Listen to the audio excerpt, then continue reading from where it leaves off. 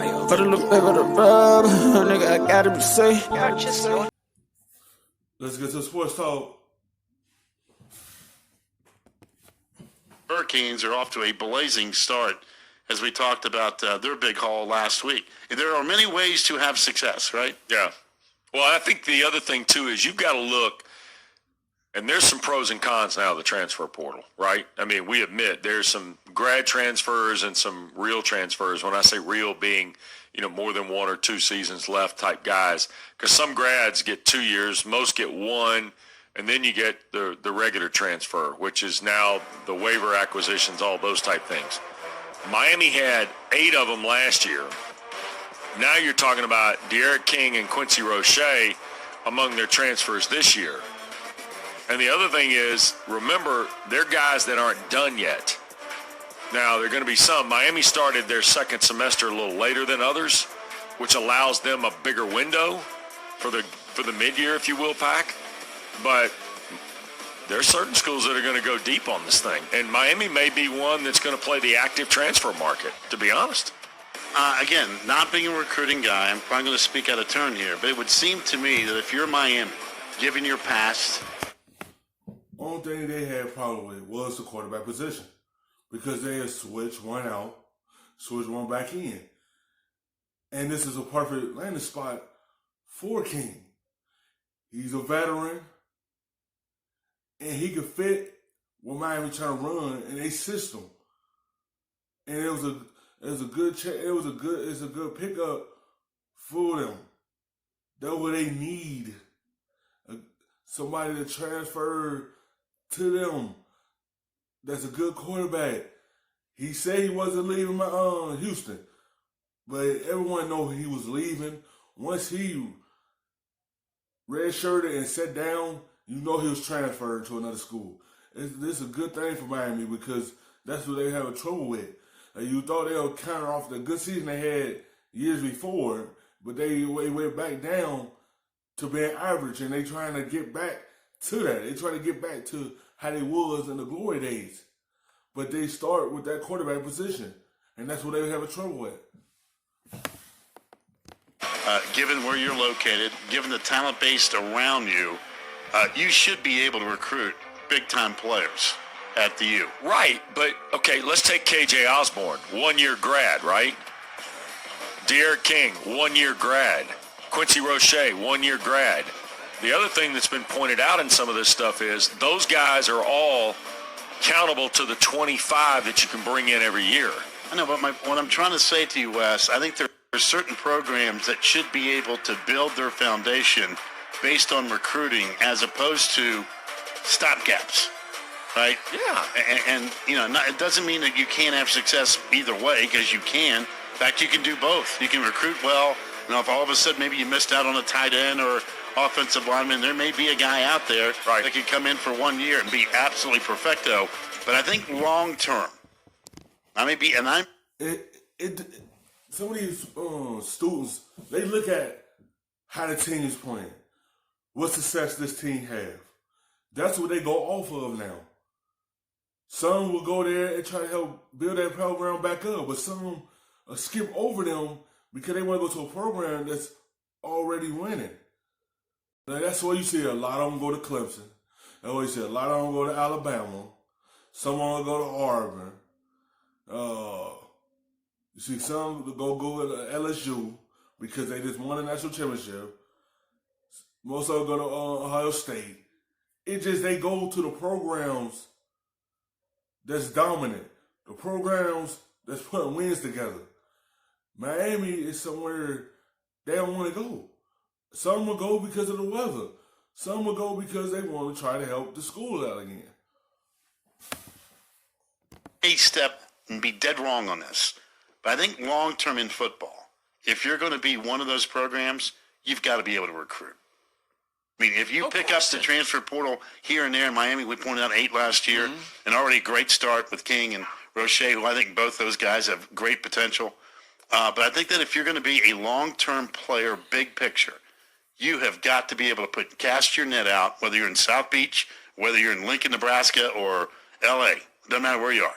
And you've got to be able to recruit at a ridiculous level to maintain that kind of stature in college football. I think that if you don't recruit well and you're spending so much time on the transfer portal, I think there's too many hits and misses on that part. Well, the transfer portal is volatile in a lot of ways. But and I'll also include your own team. You got no foundation if you cash in on 8 transfers and don't recruit high schools. Exactly. That's zero foundation. That is exactly my point. And football's a different deal than basketball, because in basketball, you can go get 3 one-and-dones or 4 one-and-dones, however you want to look at it, because it's a lot less inventory.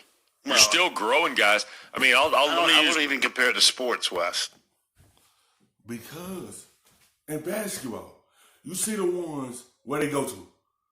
Some of them go to Duke. Some of them go to Kentucky. Some of them either go to Florida State. Some of them go to Florida. They just go to the schools that they see that's winning, or someone just like the school.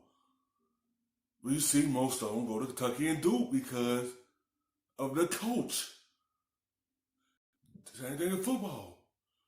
Who coaches Miami football? Diaz is an okay coach, but they is looking for a program that's up here.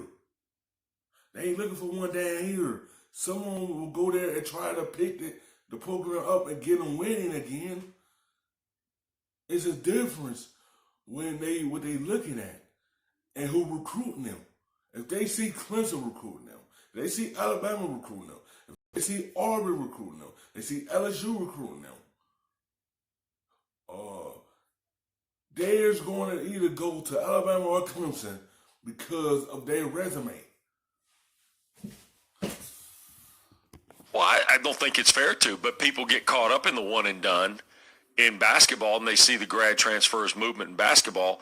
Look, I mean, the grad transfer of, let's say, Cam Johnson compared to Christian Keeling and Justin Pierce, let's just use Carolina. Different players, different fits. But you know what Carolina had? They had a consistent recruiting base that they had gone through when Cam Johnson showed up that made their team pretty good. Now Justin Pierce and Christian Keeling have shown up. They're not as experienced. And Roy figured out a way to stay old in this day and age where, there's some programs that go extremely young, including the guy 8 miles down the road that's done a pretty good job with the one-and-done world. And there's a lot of different ways to have success. Right, but football, it's a whole different numbers game. Totally right. And the 25 is a huge deal because there's your cap on every class of which grads have to fall into. If you're Miami, I'm not so. Now, De'Aaron King's a different story. Quincy Roche may be a different story. I would be comfortable if I'm not. Manny Diaz knows this program. He's forgotten more about his classes than I do. To me, you've got enough, though, of a 50-mile radius where you're located that you can build from the high schools. That's my point. And how in the world, how valuable can the portal be? De'Aaron King, that'd be pretty valuable because he's a lightning rod. That guy can play, but that's a flash. You need to have another quarterback in there. And right now, Miami's been living in the... They do, because this is going to be his last year. You get him, he can help change your program, but who you going to get after him? Because Perry and, I can't think of his name right now, they haven't been consistent. That's what they've been looking for is a QB.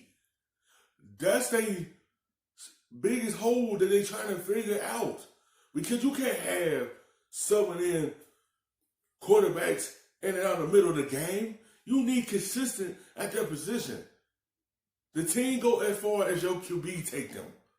And that's why they get stuck in their tracks, because they kept subbing in and out. They did it in the bowl game. They had inconsistent there. At the wrong moments. They just looking for that consistent guy for them. But when you get King, who you going to get after him? Because say if he come in and have y'all a good season, and then he leave for the NFL, who you going to bring in after him? So he going to have to build a foundation and get some good recruits coming in there to continue uplifting this program. Nkosi Perry, Vanguard High School in Ocala comes in. Jaron Williams comes in. Oh, by the way, here's Tate Martell on the transfer. Tate Martell, did that really do anything? I mean, what's he doing? I mean, is that doing anything for you? No, because De'Aaron King's going to be the guy. Well, it did a year ago because everybody thought that, man, that guy, Tate Martell, he's the guy at Ohio State. He's coming to our play. I mean, I'm just saying, you never know until somebody gets on campus. I think you can overthink this process. If you get too invested on the transfer side of football, I think 2 or 3 are fine. But I think 8, 9, 10, 7, that's a big number. Sounds like Band-Aids to me. Band-Aids for 6 and 7? Well, that's what turned out to be a tourniquet. That's a problem. We're so glad you're watching ESPN on YouTube. For more sports analysis, download the ESPN app. And Stuffing them shits in the safe. Got me a spot out the way. Nigga just trying to be safe.